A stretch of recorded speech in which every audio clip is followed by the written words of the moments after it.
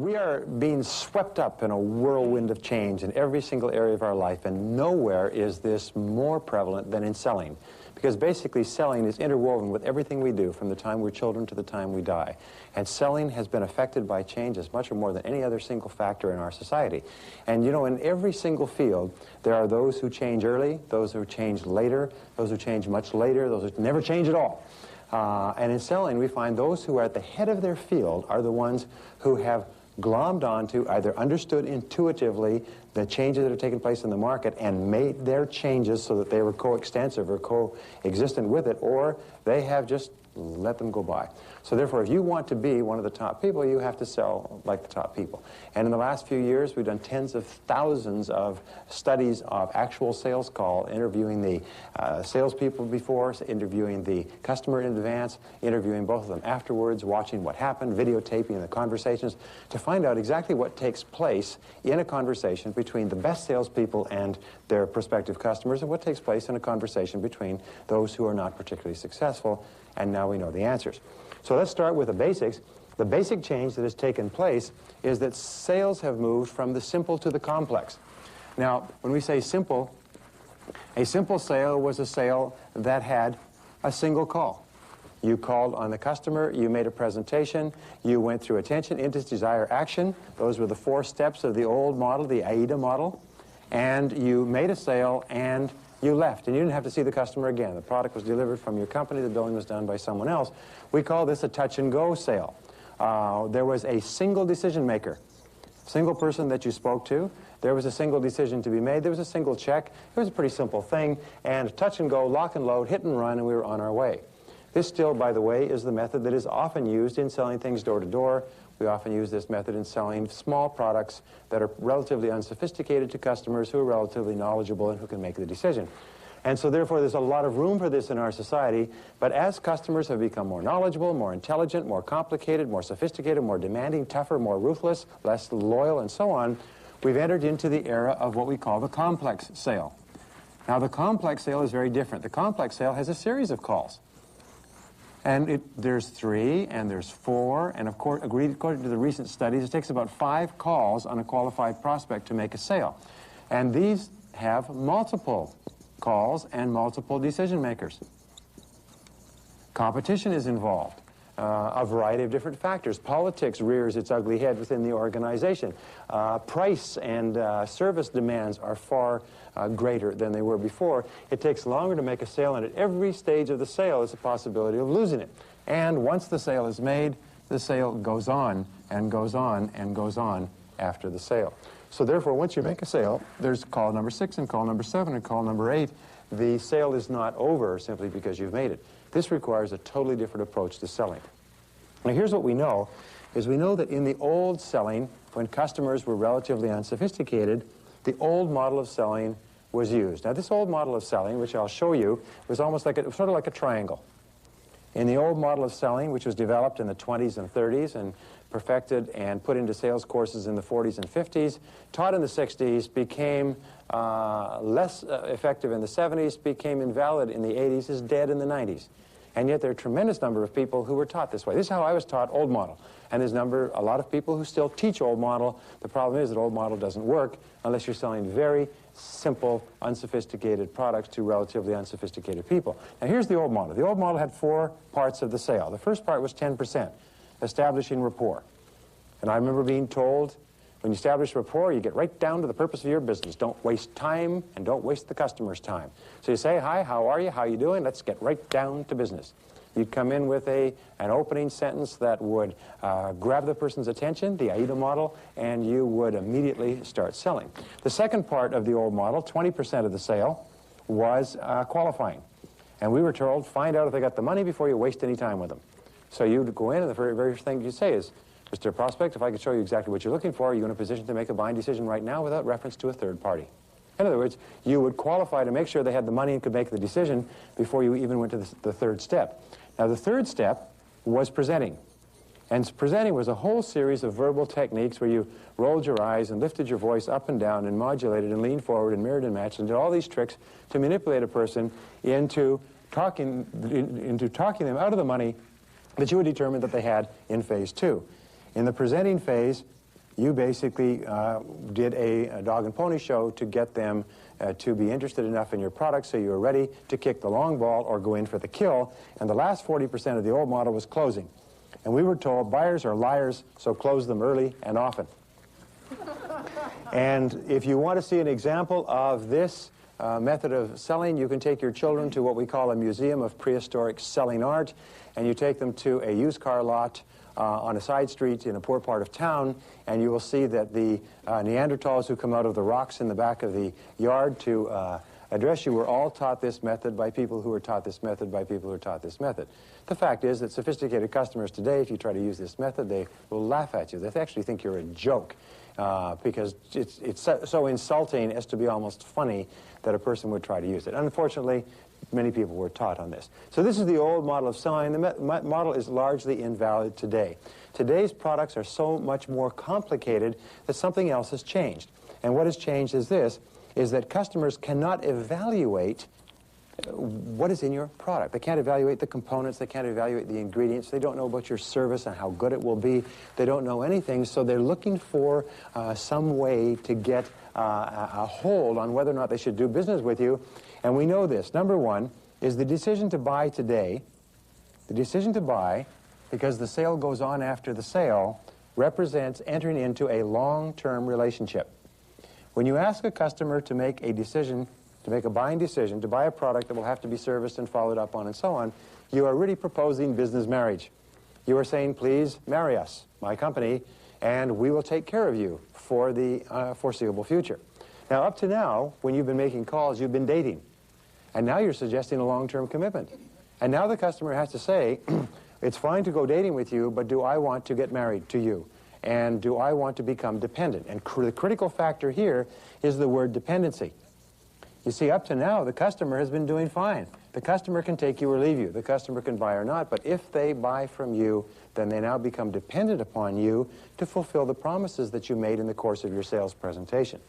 We know that, by the way, the importance of the relationship, the long-term relationship, starts off very high here. When the conversation begins, it goes underground like an underground river, underground water. During the conversation, it is assumed, and then at the end of the sales conversation, it comes back to the top and is the critical factor in determining whether the prospect buys. So the second thing we know is that the customer wants a relationship first. The customer wants a relationship first. So salespeople, the top salespeople today, are those who concentrate on building the relationship, which goes back to talking about the importance of consulting and asking questions and so on. The customer wants to know that they can have confidence in you to fulfill your commitments. When you ask a customer to buy today, do you know what you're really asking? What you're asking is that the customer give you real live money that you can take to the bank and cash in the form of a check, and in exchange you will give the customer a promise that you will deliver on the products or services the customer is buying. So you're asking people for real money on which their careers and futures hang in exchange for promises. Just between you and I, this is a very tough sell to sell promises for money, because your promises are what we call air promises. They're in the air until the customer actually has and enjoys what you're selling. So it's important that the customer, in order for the customer to engage in this, the customer wants a relationship. The customer cannot figure out what's in your product, but they can figure out what's in you. So we find today that all selling today is relationship selling. All successful salespeople are relationship salespeople. And they have the relationship in the forefront of their mouth. And the relationship today is more important than the product or service. It's more important than the product or service. Now here's something I have to tell you, which will come as a shock to you with regard to the product or service, but it is available elsewhere. Your product or service can be found somewhere else. The customer today doesn't have to buy what you have to sell. The customer can get something pretty similar to it somewhere else at a pretty similar price. So therefore the customer has no sense of urgency. You don't have a monopoly situation. The customer is not under pressure. So therefore the customer feels that the relationship is more important, because they can get the product or service anywhere, but the relationship they can only get with you. In fact, one of the very best closing lines which I've heard, which is very good, is the customer says, look, I can get this several places. Why should I buy it from you? And you say, Mr. Customer, because along with the product or service, you get me thrown into the deal at no extra charge. is you cannot get me thrown into any other deal. You can buy any other product or service, but along with this, you get me. And I will give you my personal assurance that you will be happy and you'll be satisfied when you buy this product or service from me. Aside and apart, on top of whatever assurances my company gives, I give you my personal assurance that you will be satisfied and happy. Well, when you do this, you activate what we call the law of indirect effort. Now, the law of indirect effort, and by the way, when you talk about selling is a form of human interaction, and virtually every principle that applies to selling applies to relationships with other human beings. And the law of indirect effort is the law of relationships. It applies to relationships with the people you love and the people that you meet and so on. It says this. It says, if this is you, and this is the sale. Well, if you concentrate, let me get a pen here. If you concentrate directly on making the sale, you'll likely be unsuccessful. However, over here is the relationship. If you concentrate instead on the relationship, then what you'll do is you'll make the sale like one bounce in the corner pocket, or one bank in the corner pocket. So what do top salespeople do? Is they go into a sales situation where the customer is primed. And let me ask you a question. Do customers like salespeople? No. Why? They have no relationship. They have no relationship, but also they associate salespeople with talking them into buying something they don't want, don't need, can't use, can't afford, which won't work and won't be serviced afterwards. Because why? Because they've had that experience. Just like all people who buy things have had bad buying experiences, and here you are to offer them another one. So the initial approach to you as a salesperson is negative, resistant. There'll always be high levels of resistance at the beginning of any sales conversation. That's why you say, Mr. Prospect, I'm not here to sell you anything. All I want to do is I want to ask you a couple of questions about what you're doing and see if there isn't a cost-effective way that we can help you improve your life or your work. But I really see myself as a consultant, not as a salesperson. For instance, I'd like to ask you a couple of questions about so-and-so and start asking questions. As soon as you start asking questions, you position yourself as a consultant, not a salesperson. As soon as you start talk about your product, you position yourself as a salesperson. The guards and defenses all come up, the shields go out, like on the Enterprise, and the customer bristles, like the porcupine's bristles come out, and you're swimming upstream. That's a whole series of mixed metaphors. So your job is to concentrate on the relationship, but the very best salespeople just concentrate on the relationship. I've read studies of top negotiators, and the one characteristic of top negotiators is they're very easygoing, very low-key, very friendly, very problem-focused, and very concerned about the relationship more than they are about the issues involved in the negotiation at the beginning. So if you concentrate on the relationship like one bank, the sale will take care of itself. If you go aggressively after the sale, you'll actually drive the customer away. And if you go aggressively after the sale, the customer will not see you again. And this has led to, as a result of all the research, the development of what we call the new model of selling. Now, this new model of selling is extremely powerful. The new model of selling, well, here was the old model of selling. Let me just erase it. What has happened is the old model of selling flipped over, and we had a Poseidon adventure. And we now have the new model of selling, which is like this. And the new model of selling also has 4 levels of the sales process. And the 4 levels are divided as 40% is the first level, 30% of the sales process is the second level, 20% is the third level, 10% is the fourth level. Now, this is a very good model to have in mind because it helps you see where you are and where you're going. The first 40% of the new model of selling is trust. We know that this is true because we know that all relationships of all kind are based on trust. Relationships with our family, relationships with our employers, relationships with our friends, the people that we love, everything is based on trust. The one thing that you can never shatter in a relationship, if you want to keep the relationship, is the trust between the two people. The trust is the foundation for respect, for esteem, for love, for warmth, for confidence, and everything else. So trust is the critical factor. And therefore, all top salespeople realize the very first thing that you do in a sales relationship is you concentrate on building trust. Because all customers have been burned and all customers had negative experiences, and before they can go to the next step with you, they must trust you. Well, how do you develop trust? Well, the second level of the new model of selling is needs. And the way that you develop trust is you ask questions about the customer's needs and you listen to the answers. And as you ask questions and listen to the answers, the customer trusts you more. As the customer trusts you more, they will be more open to answering your questions about their needs. And as you ask them more questions about their needs, they will trust you more, and you will get onto what we call an upward spiral, where the relationship gets better and better rather than a downward spiral where it gets worse and worse. In fact, every good salesperson has had the experience of focusing the entire conversation on needs, and as a result of it, the customer at a certain point says, well, I'll take it, whatever it is. They just decide to buy it, and they will make a subtle psychological shift in the conversation where instead of being resistant, they will start looking for ways to help you to help them to buy. But what about this, and can you help me with that, and we need this, and so on. In other words, they will go around the table mentally, and they will be on your side helping you to help them structure the purchase offer, and if they have to get approval from someone else, they will help you go to that other person. They will tell you what you have to say, and so on. In other words, they will be pulling the sale through rather than you're pushing it through. And pull-through is the key, and pull-through is what comes from building trust. Now, what does this mean? If you look at these two, 40 plus 30 is, guess how much? 70%. It means you have to get to the 70% mark before you even start talking about your product or service.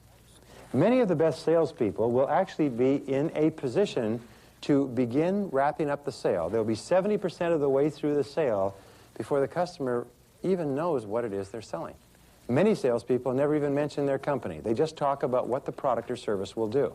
The company, the product, the service becomes secondary to the earlier parts of the new model. Now, the third part of the new model, 20% of the sale, is presenting. And presenting is a very interesting part. And again, in study after study, this is what we found, is top salespeople take the time to match what their product does to the needs that have been mutually identified. Now, what do we mean by mutually identified? Well, there's this is a very powerful process in selling where you simply feed back what the customer said. You say, now let me make sure I understand exactly what you're saying. You say your concerns are this, and this is what happened in the past, and so on, and this is what you seem to be looking for, until the customer says, yes, you got it. Only then do you begin to present. You don't present because you assume, or you guess, or you hope you know. You confirm that you know. Think of it as a doctor. We have what we call the doctor selling model. Think of the doctor doing the examination, then coming back and saying, based on the tests and the exam and everything else, this is what seems to be the case. You seem to have these pains here. Is that correct? And the doctor does a double check on the symptoms and how long you've had it and so on. And based on this, the doctor then makes a recommendation. So the presentation is where you tie the product benefits and features skillfully into the needs that you've identified, but only those needs. You don't say, now, our product does 23 things, and although you've only mentioned 3 that are important to you, by gum, you're going to hear all 23. And many salespeople feel that they have to go through a pre-planned presentation, and they have to cover everything their product does.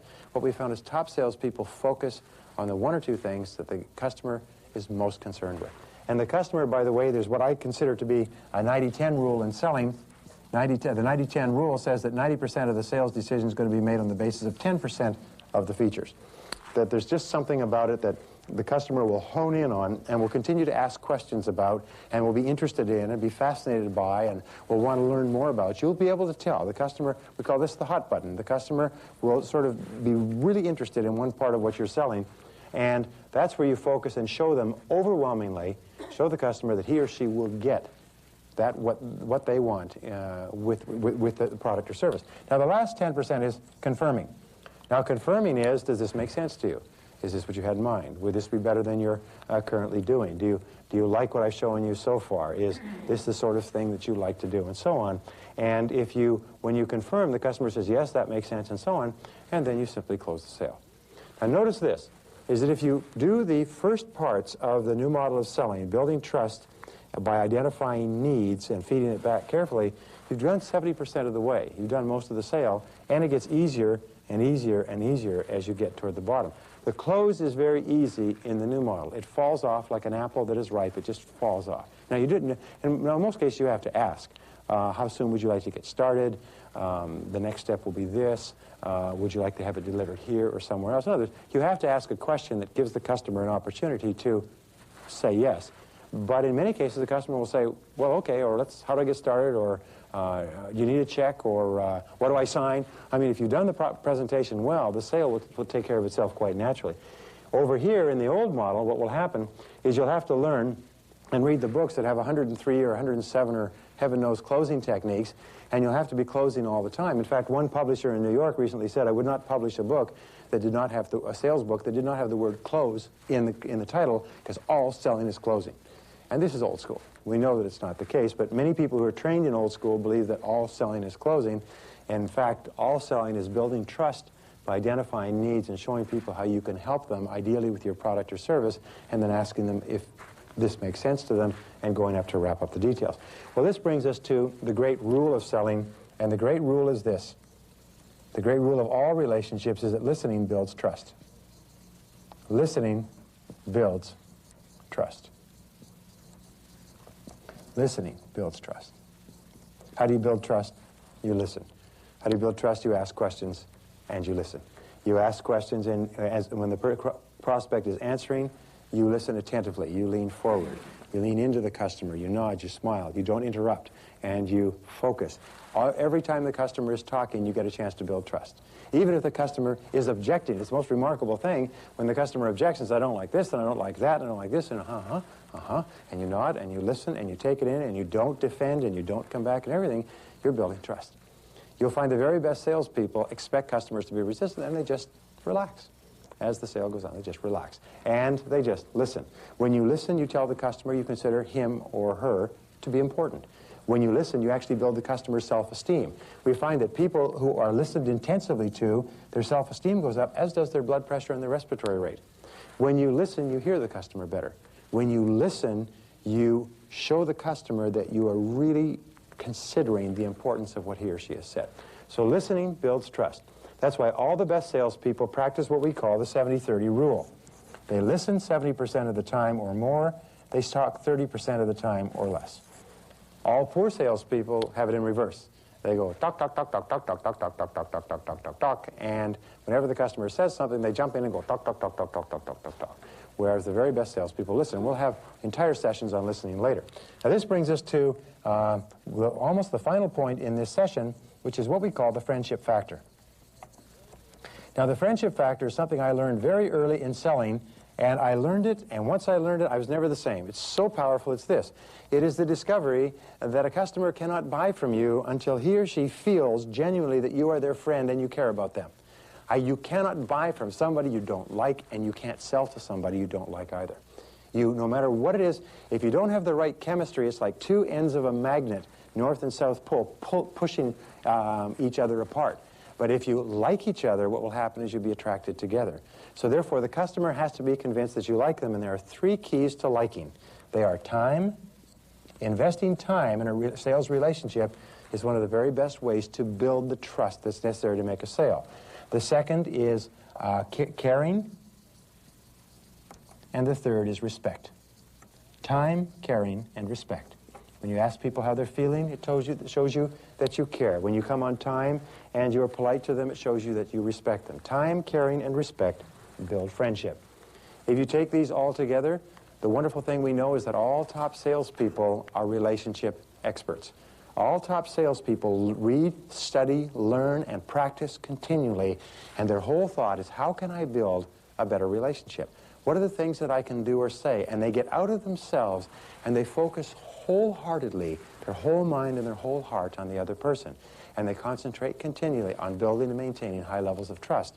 And surprise, surprise, the sales take care of themselves.